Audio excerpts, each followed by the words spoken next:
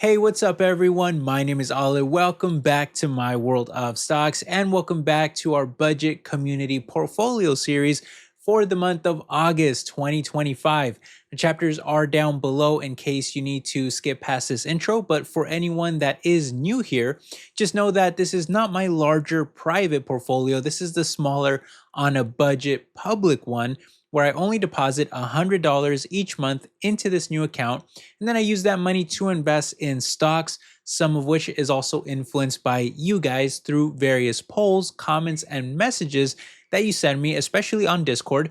And then I do an update video once a month here on YouTube, and it's separated by two parts. First, covering how the portfolio is performing so far with all the trades we made last month in July, followed immediately by part two, where I cover how each individual stock is performing so far, either up or down, and what I plan to buy in this current month here in August. Before we start, though, just a little bit of housekeeping. If you'd like to get full access to this portfolio, as well as our private community Discord, where you can reach me, hang out with other members, and even get access to my daily stock trade, where I post a new stock purchase every single day, then you can get access to all of that and more by supporting me on Patreon. Link is in the description. And thank you to everyone that does support the channel this way, because I really couldn't do this without you. So thank you very much for helping keep this channel alive. And lastly, we do use SoFi for this account specifically, which I'm a huge fan of. It's completely free with fractional shares, no fees, and it can even do a ton more, like setting up a Roth IRA account completely free too. Plus, if you use my referral link down in the description, you will even get a bonus $25 worth of stocks just for trying it out. So I highly recommend you give SoFi a try if you haven't already. But hey, with all of that out of the way, let's go ahead and jump into part one now and take a look at how the portfolio is holding up so far and all the moves that we made last month in July. All right, now in all, it was another great month for us, as you'd expect, with the portfolio climbing another roughly 3% during the month as we continue to break new record highs on the account. You guys have probably been breaking, hopefully, new record highs on your portfolios as well. But this, of course, is being driven largely by the big exposure that we have in this portfolio to tech stocks, really coming off of the April tariff announcements, having that rebound in stock prices, but also because we have so much exposure to tech stocks, we've seen a lot of growth coming from artificial intelligence and all the hype surrounding that. And that's really driving some great gains for us so far this year and for the past, almost like 2 years, couple years. Now, since our portfolio's creation, we are now up over 30% on the account, and we're quickly approaching a $3,000 milestone, which is incredible performance for only using $100 per month. Very happy about that. And because we have around $277 just sitting in cash, well, our actual stock gains, when excluding that cash, are up even more at a 35% profit. So I couldn't be happier with how we're doing so far. And I just feel that overall, we are absolutely headed in the right direction with this budget portfolio. Now, having said that, in terms of spending, we did go over budget once again here, which is starting to become a more consistent pattern that I'm seeing. So I am wondering if we should start depositing a little more each month, if I should do that.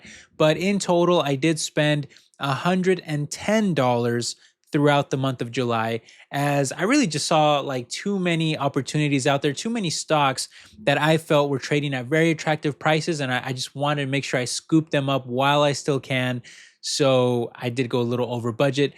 Before we run through each of those stock purchases, though, I did run a few polls during the month to see which stocks you guys wanted me to buy as well, including this one on Patreon, where I asked, which of our 10 best performing stocks should I buy more of?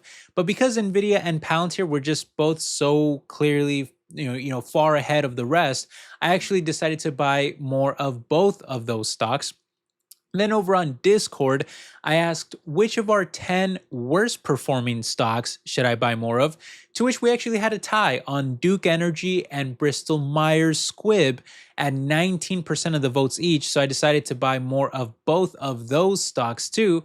And then finally, over on YouTube, I asked which biotech big pharma stock should I buy more of, where I also included Merck as an option to be added as a brand new position, brand new addition to the portfolio. But unfortunately, or ultimately, Pfizer took the clear win here over both Bristol Myers and Merck at over 50% of the votes just for them. So I did just end up adding more Pfizer stock as well. But I will say though, Merck is a stock that I've been really eyeing lately for the community portfolio. I've actually been buying a lot of it in my personal portfolio. Great valuation, great dividend. Very similar to like Bristol Myers and Pfizer in that sense, just great valuations, great dividends. I'm seeing that a lot with certain biotechs right now. I think there's a big opportunity for a lot of them. They're just facing some patent expirations. The market, in my opinion, is overreacting. They're not seeing the long-term picture. And so I would actually love to buy some more Merck stock as well. Talk maybe a little bit more about the purchases that we're looking to do in part 2 here. But hopefully I can do another poll in this upcoming month and include Merck there as a possible new addition. And I'm hoping you guys vote for it. We'll see if it gets enough votes. But yeah, we'll probably add a new stock next month. And I'm kind of hoping it's Merck, but there's some other stocks too that I wouldn't mind adding either to the portfolio. In all, though, I did spend the most amount of money last month on Duke Energy at $40 spent during the month, which you guys probably know this, especially any of you who are Discord members. You've been seeing that I've been talking a lot about Duke Energy, but I just really love this stock. I think it's at a great valuation, solid dividend, and just so much potential with energy. I think it's such a solid energy play. Plus, they have future potential with nuclear and other things that they're doing, exposure to powering powering artificial intelligence. So I really like Duke Energy. And last month, I just wanted to make sure that I bought a big enough amount of it before it takes off, because I do have a feeling that it's going to be rising more. And it actually did rise a bit. We'll talk a little bit about that in part 2 here. But on top of that, I spent the second most amount on Amazon at $20. Amazon just went through a little dip here on earnings.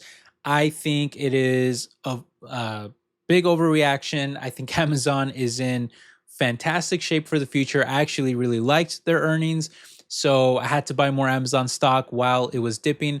Then I also spent $15 on Bristol Myers Squibb. Again, great valuation, great dividend for a biotech there. $10 each on Pfizer, same situation for Pfizer, and Tyson Foods.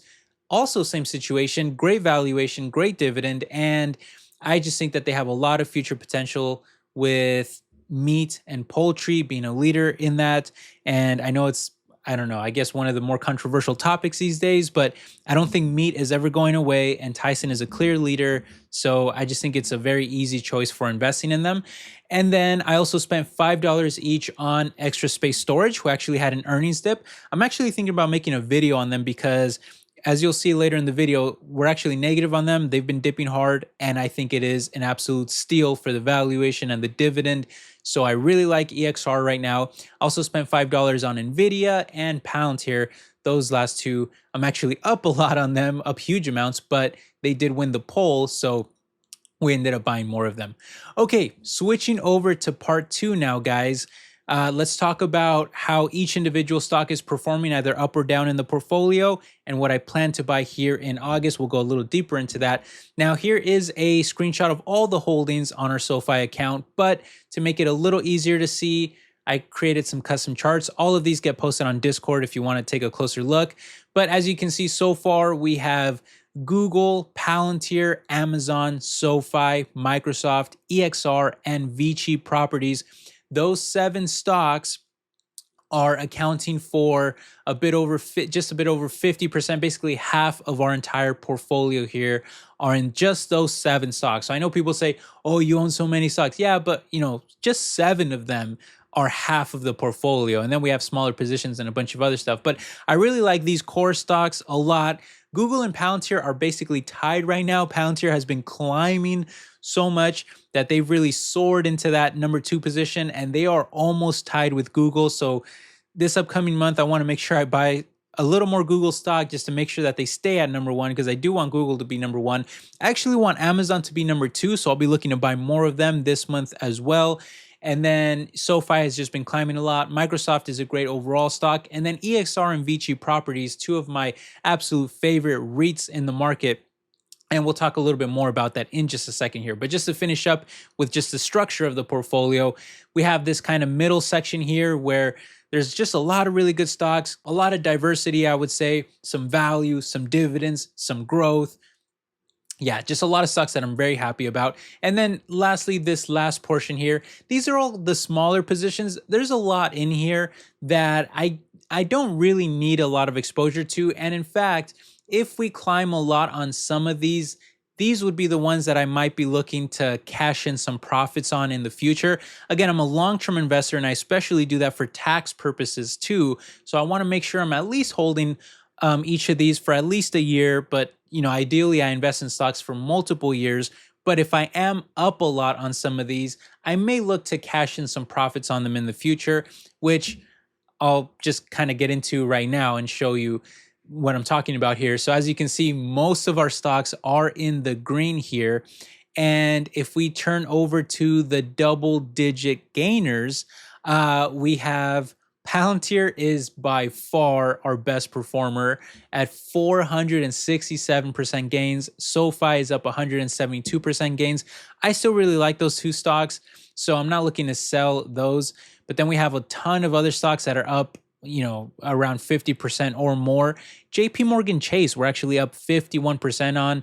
Super Micro Computer up 72% on. I mean, VeriSign up 49% on. Those are a few stocks there that I'm not super crazy about. And when we're seeing those kind of gains, I wouldn't mind locking in some profits on those. But again, usually I like to wait a little while before I start selling anything and locking in some profits. But I'm just kind of letting you know now, those will be on my radar in the future for maybe locking in some profits at those giant gains. And then, of course, we still have more stocks up double digits too. Very happy to see, some of our core holdings here like Google, Amazon, and Microsoft up double digits. Very happy about it. Vici is up double digits. Now, where it starts to get a little more interesting, though, is in the stocks that are only up single digits and then actually negative. That's really where sometimes I just look. It doesn't mean that those are the only stocks that I'm going to be buying more of or the only ones I look at. Sometimes I get comments like that, like, oh, you only look at a stock that you're negative on to buy more. No, that's not the case. It's just that these are some of the areas, in addition to everything else, these are some of the areas where I look for some opportunity. If I'm only up a small amount on a stock and I really like that stock, why wouldn't I want to buy more of it? And if I'm actually negative on a stock, that's a good thing. If I love a company, I love the stock, and I'm negative on it, that's a chance to lower my cost basis. So that's why I always spend a little more time when talking about these stocks, because it's usually where I see more opportunity. It's not always the case, but it's usually where I see some better opportunities, some stocks to be looking to buy more of. Now, having said that, PayPal, I'm only up 8%, but I'm not huge on PayPal right now. It's kind of just okay. Not a stock that I'm particularly super excited to buy more of.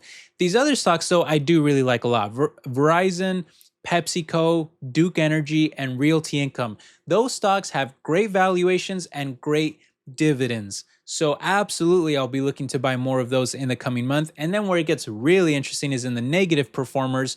I can tell you right off the bat, though, these three first ones here are the ones that I want to buy the most of. Bristol Myers, Tyson Foods, and EXR. I see a lot of potential in those. Again, very cheap valuations, very attractive dividends. And the fact that I'm negative on them means I absolutely want to be buying more of them in the coming month here.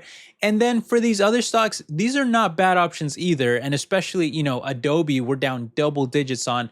Definitely would like to lower my cost basis on that. But the ones that I'm probably more attracted to at the moment out of these four would probably be Pfizer and C3.ai, because with Pfizer, I think I'd get the combination of a amazing valuation and dividend. and still, in my opinion, very solidly profitable long term, like very dependable business, even though the market is kind of sour on them right now. But with C3.ai, then that one is a different play. That would be a high growth tech play. And I still really like them for the future too. They're going through some bumps on the road, but overall, I still think that the trajectory long term will still be very positive. So it's another stock that I'd be looking to buy more of. Now, having said that, just to finish up here with the video, I did add another fresh $100 to the account, and that brought us up to, yeah, just about almost $3,000. So we're doing very good here. And our cash ratio, that does leave our cash ratio at 13% now. I will say though, our cash ratio is just a little too low for comfort right now. We have been spending a lot of money these past few months, ever since really the tariff announcements. We've been going over budget consistently. And so we have been dipping into our cash reserves. And that's why our cash ratio is so low now at just 13%. Next month, I may add an additional $100 just to bump up our cash ratio a little, because the reason why is if the market does take a tumble, we want to make sure that we do have plenty of cash in this account to be able to immediately buy stocks whenever we see big dips, whenever we see big opportunities. And so I will be looking to do that as well. So maybe next month we add an extra 100. We'll see. I'll let you guys know. I'll definitely keep you updated. But yeah, those are my thoughts so far. The stocks that I've been buying in this public community portfolio. Let me know what you guys think. I do want to make a video on my private larger portfolio too. Hopefully can get that done soon for you guys. But either way, I hope that you're enjoying the channel. Hope that you're all doing well. And I thank you for all of your support. Leave your thoughts and comments down below on anything we discuss. I'd love to hear from you. But I will catch you in the next one, my friends. All right, take care, everybody. Bye-bye.